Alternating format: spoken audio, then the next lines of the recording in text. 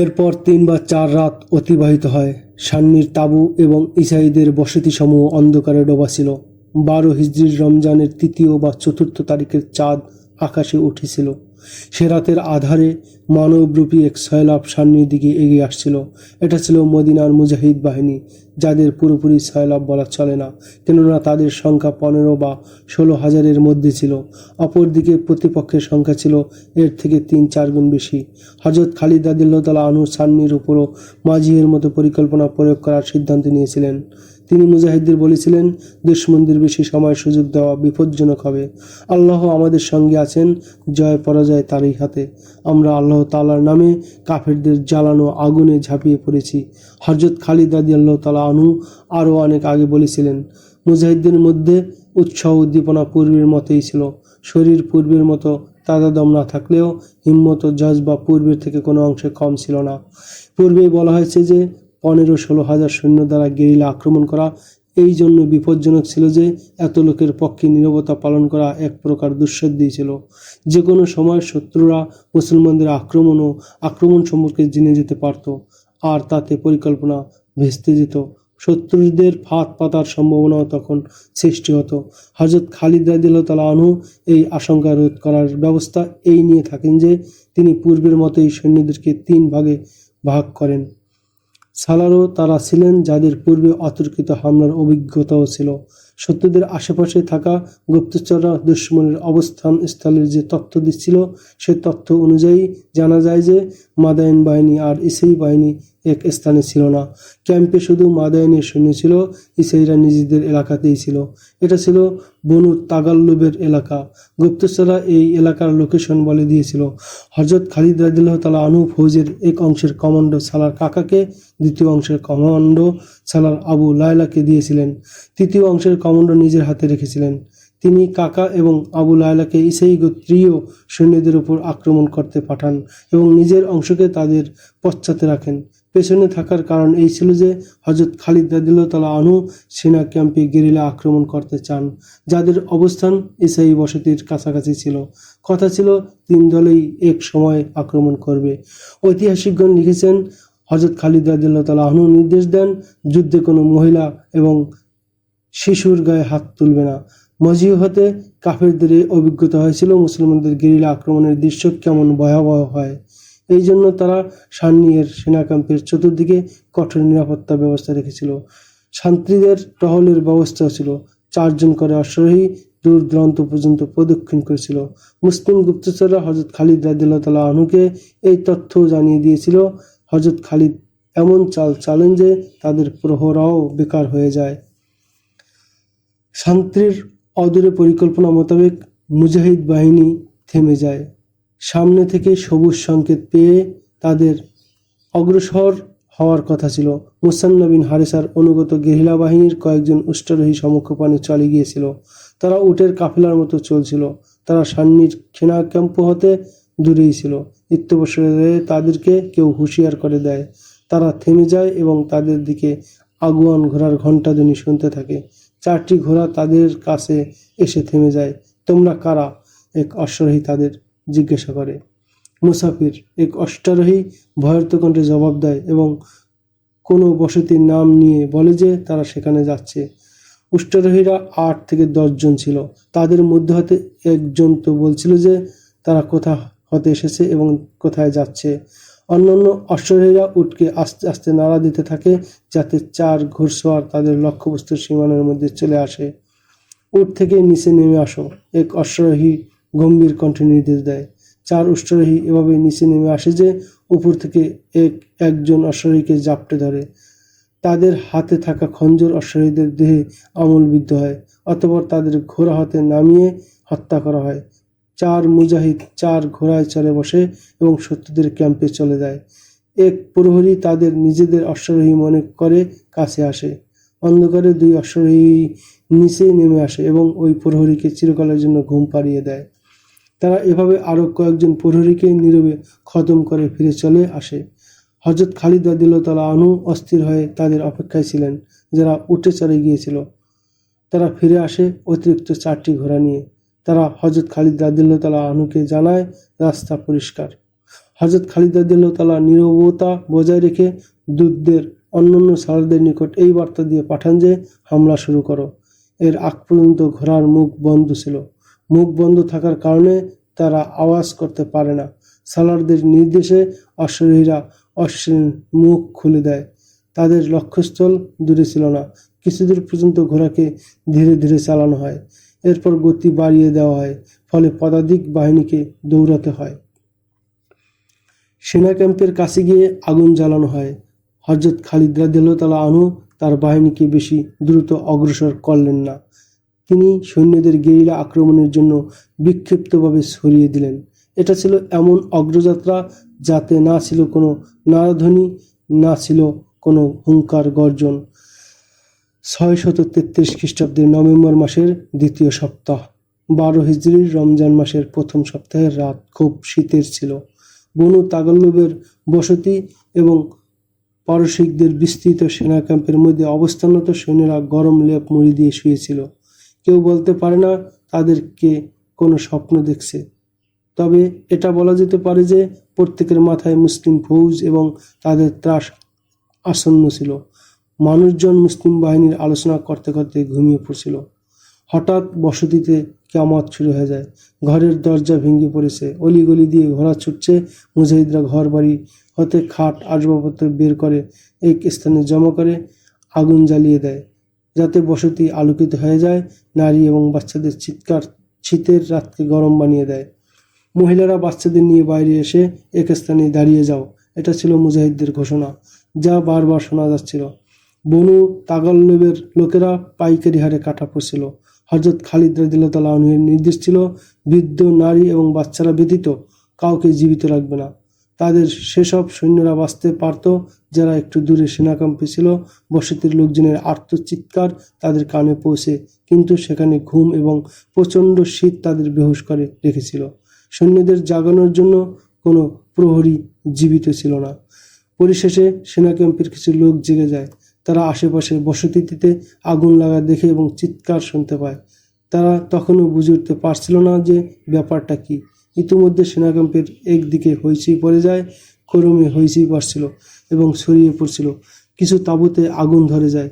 হযরত খালিদ রাদিয়াল্লাহু তাআলা আনহু এর বাহিনী ইরানীদের কচুকাটা করতে শুরু করে।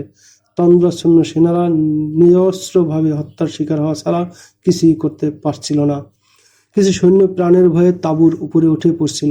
মুসলমানরা তাদের ধরতে তাঁবুর রশি কেটে দেয়। এতে সেনারা নতুন ফাঁদে পড়ে। মুসলমানরা তাদের বর্শা দিয়ে হত্যা করে। মুসলমানদের নারাধ্বনি এবং স্লোগান বজ্রের মতো ভয়ানক ছিল। ঐতিহাসিকগণ লিখেছেন, মুসলমানদের দ্বিতীয়বারের মতো বিশাল মাত্রায় গেরিলা আক্রমণের অভিজ্ঞতা হয় এবং এতে তারা পূর্ণ সফলতাও লাভ করে। পূর্ব হতেই এই অবস্থা নেওয়া ছিল যে একজনও যেন পালিয়ে যেতে না পারে। বসতি এবং সেনা ছাউনির আশেপাশে মুসান্না বিন হারেসার অশ্বারোহীরা প্রদক্ষিণ করেছিল। কেউ পালিয়ে যেতে চাইলে তারা তাদের পশ্চাদ্ধাবন করত এবং বর্শা বা তলোয়ার দিয়ে তাকে শেষ করে ফেলত। কোনো নারীকে পালিয়ে যেতে দেখলে তাকে ধরে ওই স্থানে পৌঁছে দেওয়া হতো যেখানে নারী ও শিশুদের জড়ো করে রাখা হয়েছিল।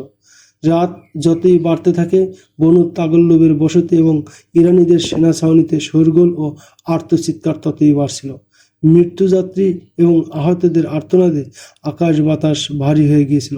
মুসলমানদের ধ্বংস করার জন্য যারা বের হয়েছিল তাদের লাশ বরফে জমে যাচ্ছিল। তাদের আহত ও পিপাসিত সৈনিকরা তিলে তিলে ধুকে মরছিল। তাদের স্ত্রী ও কন্যারা ছিল মুসলমানদের কবজায়। সকাল হলে প্রভাত রবি এক ভয়াবহ ভয়ঙ্কর দৃশ্য দেখে। লাশ ছাড়া আর কিছু দেখা যাচ্ছিল না। চতুর্দিকে লাশ আর লাশ পড়েছিল। লাশগুলো ছিল রক্তে রঞ্জিত। মুসলমানদের এই বিজয়ে কিসরার বাহু কেটে গিয়েছিল। সেনা ছাউনি আর সেই বসতিতে মৃত্যুপুরীতে পরিণত হয়েছিল। যে ঘোড়ার ব্যাপারে তাদের গর্ব ও অহংকার ছিল, সেই ঘোড়া সেখানেই বাঁধা ছিল যেখানে গতকাল সন্ধ্যায় বাঁধা হয়েছিল। মহিলা আলাদা স্থানে কাঁদছিল, বাচ্চারা চেঁচামেচি করছিল। হযরত খালিদ রাদিয়াল্লাহু তাআলা আনহু নির্দেশ দেন যে সর্বপ্রথম মহিলা, শিশু ও বয়স্কদের খানা দাও। যুদ্ধ শেষ, শত্রু বাহিনী খতম। মুজাহিদরা গনিমতের মাল কুড়িয়ে এক স্থানে জড়ো করছিল। সালার আবু লায়লার কাছে এক অপূর্ব সুন্দরী মহিলাকে আনা হয়। সে নিবেদন জানিয়েছিল যে সে সর্বাধিনায়ক অথবা কোনো সালারের সঙ্গে কথা বলতে চায়। এ এক নেতার মেয়ে। তাকে যে আনে সে সালার আবু লায়লাকে বলে, নেতার নাম রবিয়া বিন বুজাইর বলছে। সে তার পিতার লাশের কাছে বসে পরে কাশছিল। তোমার নাম কি? আবু লায়লা মেয়েটিকে জিজ্ঞাসা করে। সাবিহা। মেয়েটি জবাবে বলে, সাবিয়া বিনতে রবিয়া বিন বুজাইর। আমার পিতা অস্ত্র ধরার এই সুযোগ পায়নি। শুধু এটুকু বলার জন্যই তুমি প্রধান সেনাপতির সঙ্গে সাক্ষাৎ করতে চাও? সালার আবু লায়লা জিজ্ঞাসা করেন। যারা লড়াই করার সুযোগ পেয়েছিল তাদের পরিণতি তুমি দেখনি। সত্যি করে বলো, তুমি কি চাও? আপনারা কি আমাকে এটুকু অনুমতি দিবেন যে আমি লাশের স্তূপের মাঝে একজনের লাশ তালাশ করব? সাবিয়া বলে, তার নাম বেলাল বিন আক্কা। বস্মীভূত গাছপালার মাঝে নির্দিষ্ট একটি গাছ তুমি অনুসন্ধান করে ফিরবে? আবু লায়লা জিজ্ঞাসা করেন। তুমি তাকে খুঁজে কি করবে? জিন্দা থেকে থাকলে সে আমাদের হাতে বন্দী হয়ে আছে, আর যদি মারা যায় তাহলে তাকে নিয়ে কোনো স্বপ্ন দেখা বৃথা। সাবিয়া সালার আবু লায়লাকে ওই আলাপ শুনিয়ে দেয় যা তার এবং বেলাল বিন আক্কার মাঝে হয়েছিল। সাথে সাথে এটাও জানায় সে দেখতে চায় যে বেলাল জীবিত আছে না মারা গিয়েছে। মুসলিম সেনাপতিগণ কতিপয় ঈসাইকে এই উদ্দেশ্যে জীবিত গ্রেপ্তার করেছিল যে তাদের থেকে যুদ্ধস্থল, আশেপাশের লোকজন ও রণাঙ্গন সম্পর্কে গুরুত্বপূর্ণ তথ্য জানা যাবে। আবু লায়লার নির্দেশে এমন 3 জন লোক ডেকে তাদের কাছে বেলাল বিন আক্কা সম্পর্কে জিজ্ঞেস করা হয়। 2-3 দিন পর্যন্ত সে এখানেই ছিল, এক ঈসাই বলে। সে জুমাইল চলে গেছে। তার সেখানে থাকা উচিত ছিল নাকি এখানে? আবু লায়লা প্রশ্ন ছুড়ে মারেন। তিনি গোত্র প্রধানের সন্তান, ঈসাই লোকটি বলে। তিনি কারো হুকুমের অধীন নন, বরং তিনি নির্দেশদাতাদের একজন ছিলেন। সে কি পিতৃহত্যার প্রতিশোধ নিতে এসেছে? তিনি কয়েকবার বলেন যে তিনি ইবনে ওয়ালিদ হতে পিতৃহত্যার প্রতিশোধ নেবেন। আরেক ঈসাই বলে, এখন বলার কি আছে তোমার? আবু লায়লা সাবিয়ার কাছে জানতে চান। আমি আপনার বন্দিনী সাবিয়া বলে। আপনি আমার সঙ্গে বাদী ও বন্দীদের মতো আচরণ করলে আপনাকে বাধা দেওয়ার সাধ্য আমার নেই। তবে শুনেছি মুসলমানদের অন্তর নরম এবং তারা দয়াশীল। আমার একটি নিবেদন আছে। আমি এক সর্দারের মেয়ে। আমার এই মর্যাদা রক্ষা করা সম্ভব হবে কি? ইসলামের দৃষ্টিতে মানুষের মাঝে কোনো ভেদাভেদ নেই, আবু লায়লা বলে। আমরা তাকেও আমাদের নেতা হিসেবে বরণ করে নেই, যার বাপদাদারা স্বপ্নে কোনোদিন নেতৃত্ব কি জিনিস দেখেনি। আমরা এ ব্যাপারে কেবল এতটুকু দেখি যে সে নেতৃত্ব দেওয়ার যোগ্যতা রাখে কিনা এবং তার আখলাক চরিত্র উন্নত কিনা, ব্যক্তি স্বার্থকে সে প্রাধান্য দেয় কিনা। ভেঙে পড়ে না সর্দার কন্যা, তুমি সুন্দরী এবং অভিজাত। এমন হবে না যে কেউ ইচ্ছা তোমাকে বিবাহ করে নেবে। আপনাদের হাতে বন্দী হওয়ার পর থেকে আমার সমস্ত পছন্দ অপছন্দ শেষ হয়ে গিয়েছে। সাবিহা বলে, আমাকে নিজের পছন্দের ব্যাপারে সামান্যতম স্বাধীনতা দেওয়া হলে আমি আপনাদের মধ্যে হতে তার স্ত্রী হওয়ার পছন্দ করব। যিনি সবচেয়ে বড় বাহাদুর হবেন, নিজের জাতীয় গোত্রের ইজ্জত ও মান রক্ষার্থে জীবন কোরবানি দিবেন, রণাঙ্গন হতে পিছু হটবেন না। মেয়েরা যাদের অধীনে থাকে তাদের মাযহাবই হয় তার মাযহাব। তবে স্বতন্ত্র আকিদা বিশ্বাস যারটা তার অন্তরে ঠিকই বিদ্যমান থাকে। পুরুষ মহিলার শরীরের অধিকার লাভ করতে পারে, কিন্তু তার মনের মালিক কেউ জোর করে হতে পারে না। আমার ইস্পাত দৃঢ় প্রত্যয় হলো, যদি জীবনে এমন কোনো বাহাদুরের সাক্ষাৎ মিলে যে সমাজ ও গোত্রের মর্যাদা জ্ঞানে রণাঙ্গনে কাঁপিয়ে তোলে এবং সর্বাত্মক আত্মত্যাগে সর্বদা প্রস্তুত থাকে, তাহলে তাকে আমার মন উপহার দেব এবং তার আকিদা বিশ্বাসের উপর নিজের আকিদা বিশ্বাস কোরবানি করব। আল্লাহর কসম, তুমি আত্মমর্যাদাবোধ সম্পন্ন এবং বিচক্ষণ নারী। আবু লায়লা বলেন, আমি তোমাকে ওই ওয়াদা বাস্তবায়নের প্রতিশ্রুতি দিচ্ছি যা বেলাল বিন আক্কা তোমাকে দিয়েছিল। তবে শর্ত হলো বেলালকে তার ওয়াদা পূরণ করতে হবে। তাকে নিজ হাতে আমাদের সর্বাধুনিক হযরত খালিদ রাদিয়াল্লাহু তাআলা আনহুকে হত্যা করতে হবে। কিন্তু বিনতে রবিয়া, বেলাল কখনো তা পারবে না, কারণ ইবনে ওয়ালিদের মাথা আল্লাহর হেফাজতে। তাকে আল্লাহর রাসূল সাল্লাল্লাহু আলাইহি সাল্লাম সাইফুল্লাহ, আল্লাহর তরবারি আখ্যা দিয়েছেন। তারপরে তুমি অপেক্ষা করো, জুমাইলে বেলালের সঙ্গে আমাদের সাক্ষাৎ হবে। আমি কি আমার ঘরে অবস্থান করতে পারি? সাবিয়া জানতে চায়। সে ঘরে কি আছে? আবু লায়লা বলেন, সেখানে তোমার পিতা, ভাই এবং বডিগার্ডদের লাশ ছাড়া আর কিই বা আছে? এখানে নিজের গোত্রের মহিলাদের সঙ্গেই থাকো। এখানে থাকতে তোমার কষ্ট হবে না। আমাদের কোনো লোক তোমাদের কোনো মহিলার নিকটবর্তী হবে না। সাবিয়া বিনতে রাবিয়া ভারাক্রান্ত হৃদয়ে উদাসভাবে জৈনিক মুজাহিদদের সঙ্গে ওই দিকে চলে যায়, যেখানে বন্দি মহিলা ও বাচ্চাদের রাখা হয়েছিল। তার চলনে উদাস ভাব এবং চেহারা চিন্তাক্লিষ্ট থাকলেও সেখানে এক ধরনের গম্ভীর্য লুকিয়েছিল। একথা স্পষ্ট প্রমাণ বহন করছিল যে সে কোনো সাধারণ চরিত্রের মেয়ে নয়, বরং উন্নত চরিত্র ও অভিজাত রমণী। ইবনে হারেসা হযরত খালিদ রাদিয়াল্লাহু তাআলা আনহু বিজয়ের খুশিতে বাগ হয়ে উচ্ছ্বসিত কণ্ঠে মুসান্না বিন হারেসাকে বলেন, আল্লাহ কি তোমার সকল সাধই পূরণ করেননি? নিঃসন্দেহে নিঃসন্দেহে।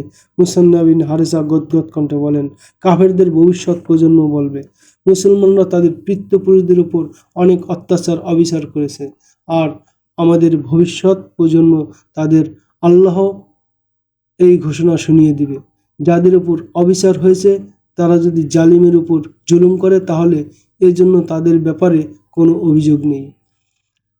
আপনি জানেন না ইবনে ওয়ালিদ, এই অগ্নিপূজক এবং ক্রুশ পূজারীরা আমাদের উপর কেমন অমানসিক জুলুম করেছে?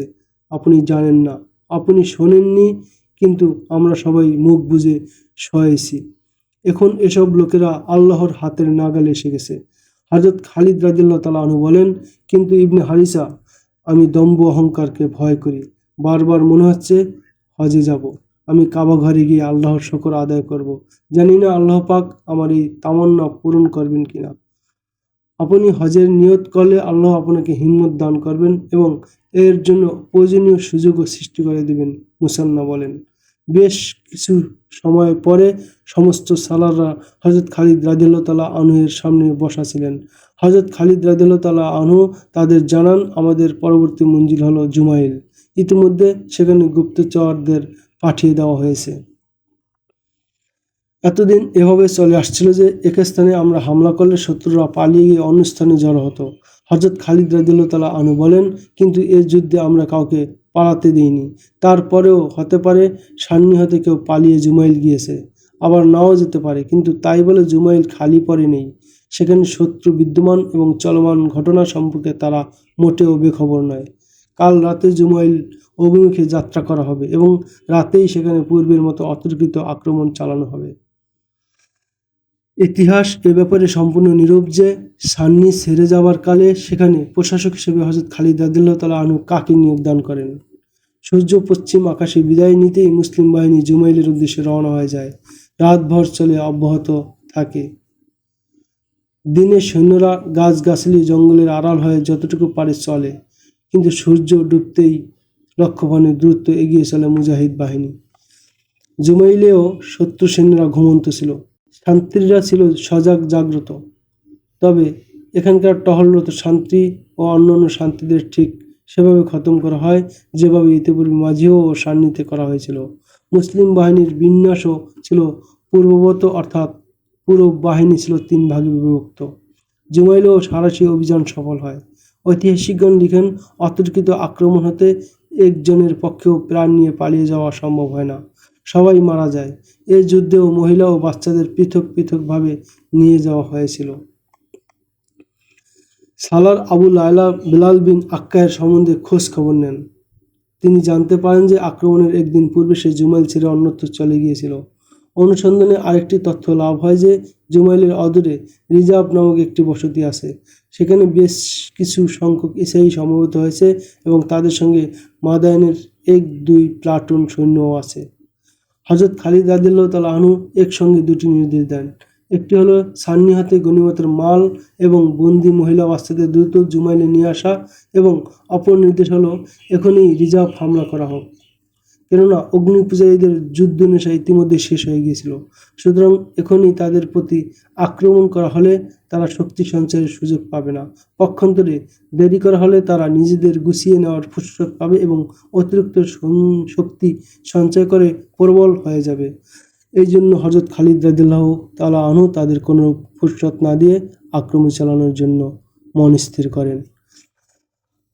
মুসলমানরা পরিকল্পিতভাবে 3 দিক হতে রিজার্ভের উপর ঝাঁপিয়ে পড়ে, কিন্তু আক্রমণ লক্ষ্যভ্রষ্ট হয়। রিজার্ভ সম্পূর্ণ খালি ছিল, সেখানে শত্রু বাহিনীর কোনো নাম নিশানা ছিল না। পূর্বে সেখানে প্রচুর সৈন্য থাকলেও বর্তমানে একজনও ছিল না। আক্কা বিন আবি আক্কায়ের ছেলে বেলালেরও কোনো খোঁজ মিলল না। মুসলিম বাহিনীর একটি অশ্বারোহী বহর দূর দূরান্ত পর্যন্ত ঘুরে আসে, কিন্তু কোথাও দুশমনের ছায়া মেলে না। এদিক ওদিক তালাশ করে না পেয়ে সন্ধানী বহর একসময় ফিরে আসে। সান্নির বন্দিনী মহিলাদেরকে ইতিমধ্যেই জুমাইলে আনা হয়েছিল। গনিমতের মালও আনা হয়। হযরত খালিদ রাদিয়াল্লাহু তাআলা আনহু খেলাফতে মদিনার অংশ পৃথক করে অবশিষ্ট মাল সম্পদ মুজাহিদদের মাঝে বিলি বন্টন করে দেন। এ সময় আবু লায়লা সাবিয়াকে ডেকে পাঠান। বেলাল বিন আক্কা এখান থেকেও পালিয়ে গেছে। আবু লায়লা তাকে বলেন, সে যদি সত্যিকার অর্থে পিতৃহত্যার প্রতিশোধ নিতে চাইতো তাহলে এভাবে বারবার পলায়ন করতো না। তাহলে বলো, এখন কি তুমি তার অপেক্ষায় প্রহর গুনবে? আমি কি করব বা আমার কি করা উচিত ভেবে পাচ্ছি না, সাবিয়া সালার আবু লায়লাকে জানায়। আবু লায়লা ইতিপূর্বেই সাবিয়ার ব্যাপারে হযরত খালিদ রাদিয়াল্লাহু তাআলা আনহুর সঙ্গে আলাপ করেছিলেন। ঐতিহাসিকগণ লিখেন, মেয়েটির রূপ, সৌন্দর্য এবং যৌবন দেখে সকলের ধারণা হয়েছিল যে হযরত খালিদ রাদিয়াল্লাহু তাআলা আনহু তাকে বিবাহ করে নেবেন। এমনটি হলে সাবিয়ার ওই স্বপ্ন সফল হতো যে তার বড় ইচ্ছা ছিল এমন ব্যক্তির স্ত্রী হবে, যিনি হবেন সর্বাধিক বাহাদুর এবং নির্ভীক যোদ্ধা। কিন্তু হযরত খালিদ রাদিয়াল্লাহু তাআলা আনহু সবাইকে অবাক করে দিয়ে বলেন, আমার চেয়েও বড় বীর বিদ্যমান রয়েছে। সুতরাং তিনি এক বিশেষ পয়গাম লিখে গনিমতের মাল এবং বন্দিনী নারীদের দূত মারফত মদিনায় পাঠিয়ে দেন। যে বহরের হেফাজতে গনিমতের মাল ও নারীদের পাঠানো হয় তার কমান্ডার ছিলেন হযরত নুমান বিন আউফ সায়বানী। তিনি মদিনায় পৌঁছে সাবিয়ার পরিচয়, রূপগুণ এবং ইচ্ছার কথা মদিনাবাসীদের জানান। ঐতিহাসিক তথ্যের বরাতে জানা যায় যে হযরত আলী রাদিয়াল্লাহু তাআলা আনহু সাবিয়াকে ক্রয় করেন। সাবিয়া স্বতঃস্ফূর্তভাবে ইসলাম গ্রহণ করে। হযরত আলী রাদিয়াল্লাহু তাআলা আনহু তাকে বিবাহ করেন। হযরত আলী রাদিয়াল্লাহু তাআলা আনহু-এর পুত্র উমর এবং কন্যা রোকাইয়া সাবিয়ারই গর্ভজাত সন্তান ছিলেন। মাদায়েনে কিসরার শাহী মহল পূর্বের মতোই দাঁড়িয়েছিল। তার দেয়াল ও প্রাচীরের কোথাও ঘুণ ধরেনি। চাকচিক্য ও সৌন্দর্য ছিল চোখ ধাঁধানো, কিন্তু সারা মহল জুড়ে ছিল থমথমে ভাব। রাজপুরীর ভেতর থেকে অনেকটা ছিল ভগ্ন প্রাসাদের মতো। জৌলুস ও কোলাহলপূর্ণ মহল ছিল নীরব, নিথর, নিস্তব্ধ, নিষ্প্রাণ। সেখানে নাচের আসর বসে না, সুন্দরী নর্তকীরও দেখা যায় না। অথচ কদিন পূর্বে এই মহল হতেই মানুষের মৃত্যুর পরোয়ানা জারি হতো।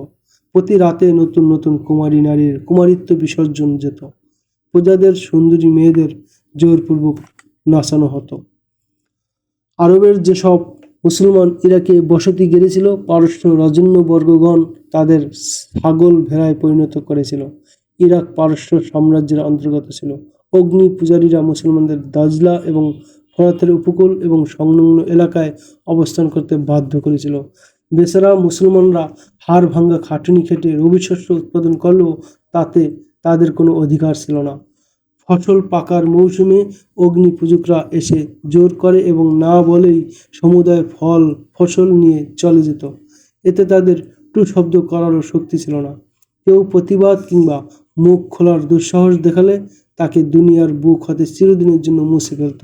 এমনকি মুসলমানদের কন্যা, বোন, স্ত্রীদের উপরও তাদের কোনো অধিকার ছিল না। কিসরার কোনো শাসকের চোখে কোনো মেয়ে ভালো লাগলে সে তাকে জোরপূর্বক উঠিয়ে নিয়ে যেত। এই দুর্বিষহ অবস্থার মধ্যে দিয়ে অভ্যুদয় হয় মুসান্না বিন হারেসার মতো মুজাহিদ বাহিনীর। প্রতিবাদী কণ্ঠ ও সংগঠক মুসান্না বিন হারেসাকে বন্দী করে হত্যা করার নির্দেশ একদিন মাদায়েনের এই শাহী মহল থেকেই জারি হয়েছিল। যখন শাহী মহলে এই খবর পৌঁছেছিল যে মদিনার মুসলিম বাহিনী পারস্যের সীমান্তে প্রবেশ করেছে, তখন সেখানে ফেরাউনের প্রেতাত্মার মতো অট্টহাসি উঠেছিল। আরবের এই মূর্খদের এই সাহস হলো কি করে? সেদিন মুসলিম বাহিনীর উপহাস ও বিদ্রূপে শাহী মহল সরগরম হলেও মাত্র কয়েক দিনের ব্যবধানে সেই মুখরিত শাহী মহল এখন মৃত্যুপুরীর মতো নীরব, নিস্তব্ধ। পারস্যের কোনো সেনাপতি মুসলমানদের সামনে দাঁড়াতে পারছিল না। ইতিমধ্যেই খ্যাতি সম্পন্ন বীর বাহাদুরের অনেকেই নিহত হয়েছে। যেসব জেনারেলরা তখনও পর্যন্ত জীবিত ছিল, যান নিয়ে পালিয়ে বেড়াচ্ছে, মুসলিম বাহিনীর আগমনের সংবাদ পেলেই দ্রুত সে স্থান ত্যাগ করল। মাদায়েন রক্ষা করো। থেকে থেকে কিসরার রাজপ্রাসাদ থেকে বারবার এই আহ্বান শোনা যাচ্ছিল, মাদায়েন মুসলমানদের কবরস্থান হবে। এই ছিল পরাজিত সালারদের আওয়াজ। মুসলিম বাহিনী মাদায়েন পর্যন্ত আসার দুঃসাহস করবে না। আপনারা এখনো নিজেরা নিজেদের ধোঁকা দিচ্ছেন। কিসরার বর্তমান উত্তরাধিকারী বলেছিলেন, তারা কি মাদাইন পর্যন্ত আসার দুঃসাহস করতে পারে না, যারা কিছুদিনের ব্যবধানে 4টি রণাঙ্গনে এমনভাবে আঘাত এনেছে যে আমাদের প্রশিক্ষিত ও অভিজ্ঞ সেনাদের মেরে সাওয়ার করে দিয়েছে। আমাদের সৈন্য বলতে এখন আর কতই বা আছে? এখন যা আছে সবই হলো ভীত সন্ত্রস্ত সালাররা এবং অনারী কিছু নওজোয়ান সিপাহী। কোনো ইসাই কি জীবিত আছে? মাদায়েন রক্ষা করো। এদিকে মাদায়েনের শাহী মহলে যখন এমন ফরিয়াদ চলছিল, ঠিক তখন ওদিকে হযরত খালিদ রাদিয়াল্লাহু তাআলা আনহু তার পরবর্তী লক্ষ্যস্থল নির্ধারণ করেন ইরানের রাজধানী মাদায়েন। মাদায়েন ছিল পারস্য সাম্রাজ্যের প্রাণ, কিন্তু এখানে অতর্কিত ও গেরিলা আক্রমণের কোনো সুযোগ ছিল না। হযরত খালিদ রাদিয়াল্লাহু তাআলা আনহু জানতেন ইরানিরা মাদায়েন রক্ষা করতে কিসরার সমস্ত শক্তি একত্রিত করবে। তিনি আরও জানতেন অমুসলিমদের মধ্য হতে বিশেষ করে ঈসাইদের ছোট ছোট কিছু গোত্র আছে যারা এখনও কোনো যুদ্ধে শরিক হয়নি। আশঙ্কা আছে যে অগ্নি পূজারীরা ছলে বলে কৌশলে তাদের হাত করে নিবে এবং মাদায়েনের চতুর্দিকে মানব ঢালের সুদৃঢ় দেয়াল দাঁড় করিয়ে দিবে। এই আশঙ্কা নিরসনের জন্য জরুরি ছিল ওই সব ক্ষুদ্র কবিলাগুলোকে নিজেদের মিত্রে পরিণত করা। এই উদ্দেশ্যে হযরত খালিদ রাদিয়াল্লাহু তাআলা আনহু তার দূতদের বিভিন্ন গোত্রের নেতাদের সঙ্গে বৈঠক করার জন্য পাঠিয়ে দেন। তিনি দূতালির মাধ্যমে জানতে চান যে গোত্রগুলোর চিন্তার চেতনা কী এবং উদ্বুদ্ধ পরিস্থিতিতে তাদের মতিগতি কী। এসব গোত্রগুলোর উপর আমার প্রস্তাব বিস্তার করেছে জৈনিক গুপ্তচর হযরত খালিদ রাদিয়াল্লাহু তাআলা আনহুকে সুরতহাল রিপোর্ট প্রদান করে। তারা নিজ নিজ গোত্রের মহিলা এবং বাচ্চাদের ব্যাপারে উদ্বিগ্ন, ধন সম্পদের ব্যাপারেও চিন্তিত। কিসরার উপর তাদের আর ভরসা নেই। আর তারা এমন পুনরায় ন্যায়পরায়ণ ও নওশেরওয়ার যুগের কথা স্মরণ করেছে। আরেক দূত এসে বলে, তারা বর্তমানে মাদায়েনের স্বার্থে লড়তে রাজি নয়। তারা ভালোভাবেই বুঝতে পেরেছে বনু তাগাল্লুব, নমর এবং আয়াতের মতো বড় বড় যুদ্ধবাজ গোত্রগুলোর পরিণতি কেমন ভয়াবহ হয়েছে। তারা আনুগত্য স্বীকার করার জন্য প্রস্তুত, আরেক দূত জানায়, কিন্তু এই শর্তে যে তাদের সঙ্গে ইনসাফ করতে হবে এবং রাজস্ব আদায় করতে গিয়ে তাদের নিঃস্ব এবং অভাবী করা হবে না। আল্লাহর কসম, তারা যা যা চাইবে আমরা তা পূর্ণ করব। হযরত খালিদ রাদিয়াল্লাহু তাআলা আনহু বলেন, কেউ কি তাদের এটা জানায়নি যে আমরা সাম্রাজ্য করায়ত্ত করতে এবং এখানকার মানুষদের গোলাম বানাতে আসিনি? ডাকো তাদের সকল গোত্র প্রধানদের তলব করো। 1-2 জন ঐতিহাসিক লিখেন, হযরত খালিদ রাদিয়াল্লাহু তাআলা আনহু ইরাকের প্রত্যন্ত অঞ্চলে স্থানে স্থানে গেরিলা আক্রমণ চালিয়ে অত্র এলাকার সমস্ত গোত্রকে নিজের অনুগত বানিয়েছিলেন। তবে এ তথ্য সঠিক নয়। বাস্তবতা হলো সেটাই যা বেশিরভাগ ঐতিহাসিক লিখেছেন। হযরত খালিদ রাদিয়াল্লাহু তাআলা আনহু মিত্রতার হাত বাড়িয়ে দিয়ে গোত্রগুলোকে এক পতাকা তলে এনেছিলেন। তবে এটা ঠিক যে তাদের আনুগত্য স্বীকারের পেছনে হযরত খালিদ রাদিয়াল্লাহু তাআলা আনহু এর ত্রাসও কাজ করছিল। মরুঝড়ের মতো এই খবর সকল গোত্রে পৌঁছে গিয়েছিল, মুসলমানদের মাঝে এমন কোনো শক্তি আছে যার সামনে দুনিয়ার বিশাল থেকে বিশাল সেনাবাহিনীও দাঁড়াতে পারে না। ইরানিদের ব্যাপারেও গোত্রগুলো জেনেছিল যে প্রতিটি রণাঙ্গনে তারা মুসলমানদের হাতে পরাজয় বরণ করেছে এবং ঈসাইদেরকে তলোয়ারের মাথায় রেখে নিজেরা জান বাঁচাতে পলায়ন করেছে। তাদের আরও মনে পড়ে যে ইরানিরা যে এখন নিজেদের স্বার্থে তাদের ব্যবহার করলেও প্রকৃতপক্ষে ইরানি শাসকেরা তাদের কেনা গোলামের মতো বানিয়ে রেখেছে এবং তাদের অধিকার হরণ করেছে। হযরত খালিদ রাদিয়াল্লাহু তাআলা আনহু মৈত্রী চুক্তি করে তাদের থেকে আনুগত্যের স্বীকৃতি নিয়েছিলেন এবং তাদেরই লোকজন হতে প্রশাসক নিযুক্ত করে রাজস্ব আদায় ইত্যাদি সরকারি কাজ আঞ্জামের দায়িত্ব প্রদান করেছিলেন। নিজস্ব ধর্ম পালনে তাদের পূর্ণ স্বাধীনতা দেওয়া হয়েছিল। ফলে গোত্রগুলোর সামনে স্পষ্ট হয়ে গিয়েছিল যে মুসলমানরা তাদের সুন্দরী নারীদের প্রতি চোখ তুলেও চায় না। হযরত খালিদ রাদিয়াল্লাহু তাআলা আনহু মৈত্রী চুক্তির মধ্যে এটাও অন্তর্ভুক্ত করেছিলেন যে মুসলমানরা তাদের জান, মাল ও ইজ্জতের জিম্মাদার। অলিদের পুত্র এক গোত্রের বৃদ্ধ নেতা হযরত খালিদ রাদিয়াল্লাহু তাআলা আনহুকে সম্বোধন করে বলেন, ন্যায়পরায়ণ নওশেরওয়ার যুগেও এমন ইনসাফপূর্ণ শাসন জারি ছিল। অনেক দিন পর আমরা আবার তেমন যুগের দেখা পেলাম। হযরত খালিদ রাদিয়াল্লাহু তাআলা আনহু ফোরাত নদীর উপকূল অভিমুখী চলার পাশাপাশি উত্তর দিকেও অগ্রযাত্রা অব্যাহত রাখেন। সামনে ইরাকের সীমান্ত এলাকা শেষ হয়ে রোমীয়দের সাম্রাজ্য শুরু হয়েছিল। তখন সিরিয়া ছিল রোমীয়দের অধীনে। হযরত খালিদ রাদিয়াল্লাহু তাআলা আনহু দুঃসাহসিক চ্যালেঞ্জ গ্রহণ করেছিলেন। এই চ্যালেঞ্জ তার জন্য ছিল অত্যন্ত বিপদসংকুল। এমন হওয়ার সম্ভাবনা ছিল যে এই চ্যালেঞ্জ তাদের সকল বিজয়কে ধূলিসাৎ করে দিবে। অবস্থার দৃষ্টি এটাই মনে হয় যে একের পর এক বিজয়ের নেশা হযরত খালিদ রাদিয়াল্লাহু তাআলা আনহুর মাথা খারাপ করে দিয়েছে। কিন্তু বাস্তবে ব্যাপারটি এমন ছিল না। ঐতিহাসিকরা লিখেছেন, হযরত খালিদ রাদিয়াল্লাহু তাআলা আনহু আগে পিছে সবকিছু নিয়ে ভাবতেন। চিন্তা ভাবনা না করে তিনি এক পাও আগে বাড়াতেন না। খোদার কসম, আমরা মদিনাকে জরথুস্ট্রের পূজারীদের হাত থেকে নিরাপদ করেছি। হযরত খালিদ রাদিয়াল্লাহু তাআলা আনহু তার সালারদের উদ্দেশ্যে বলেন, এখন এমন কোনো আশঙ্কা নেই যে তারা আমাদের খিলাফতের রাজধানীতে আক্রমণ করবে। এটা কি আল্লাহর দয়া নয় যে ইরানীরা এখন নিজেদের রাজধানী রক্ষার চিন্তায় উদ্বিগ্ন?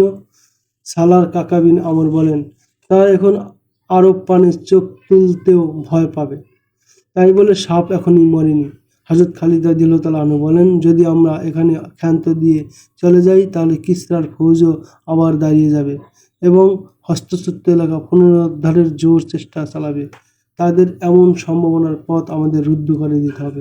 আমার ভাই এরা, আপনারা কি এ দিকটা চিন্তা করে দেখেছেন যে অগ্নি পূজারীদের পাশেই রোমীয়দের অবস্থান?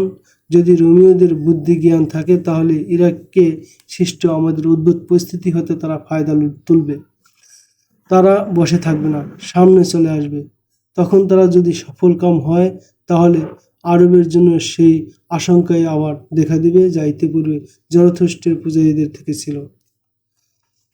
হযরত খালিদ রাদিয়াল্লাহু তাআলা আনহু মাটিতে আঙ্গুল দ্বারা রেখা টেনে তার সালারদের জানান যে রোমীয়দের আগমনের সম্ভাব্য পথ কোনটি, পক্ষান্তরে সেই স্থানটি কোথায় যা অধিকার করে আমরা তাদের আগমনের পথ বন্ধ করতে পারি।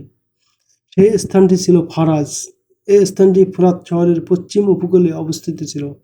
সেখানেই ছিল রোম ও পারস্যদের অর্থাৎ সিরিয়া ও ইরাকের পরস্পর সীমান্তবর্তী এলাকা। ইরাকের বেশিরভাগ এলাকা এসে গিয়েছিল মুসলমানদের করতলে।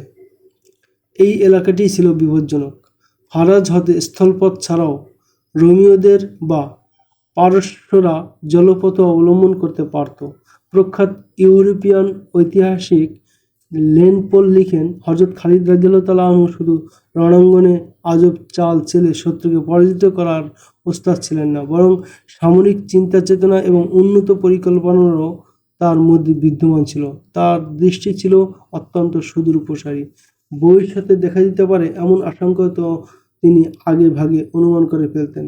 হযরত খালিদ রাদিয়াল্লাহু তাআলা আনহু যখন ফারাজের উদ্দেশ্যে যাত্রা শুরু করেন তখন সৃষ্ট একটি আশঙ্কা সম্পর্কে তিনি অবহিত ছিলেন না। তার চিন্তায় তখনও পর্যন্ত এটা আসেনি যে তিনি চতুর্দিক হতে শত্রুর ঘেরাওয়ের মধ্যে পড়ে যেতে পারেন।